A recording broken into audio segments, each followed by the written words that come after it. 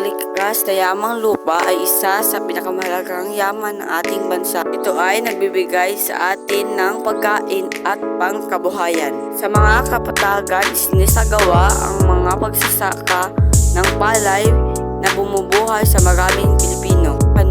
Ang mga kanyugan ay isa sa pangkabuhayan ng mga Pilipino at dito rin ang mula ang coconut oil at iba pa.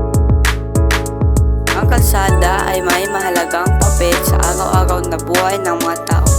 Ito ay nagdudugtong sa mga bayan, lungsod at probinsya. Kaya't mas napapadali ang paglalakbay ng mga tao at nagpapadala ng mga produkto. Sa pamamagitan ng maayos na kalsada, mas mabilis na ihatid ang mga pagkain mula sa bukid patungo sa pamilihan. At ang mga serbisyo gaya ng ambulansya at bumbero ay agad nakakarating sa oras na pangailangan.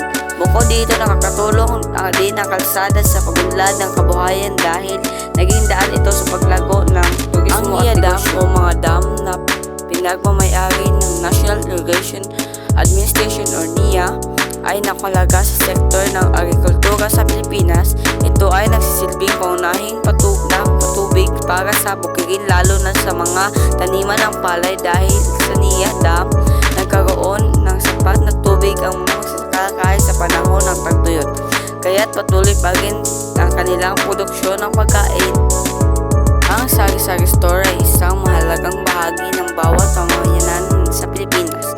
Dito maaaring makabili ang mga tao ng kanilang pangunahing pangailangan gaya ng bigas, dilata, kape, tinapay, sabon at iba pang mga pangangailangan kahit paunti-unti lamang.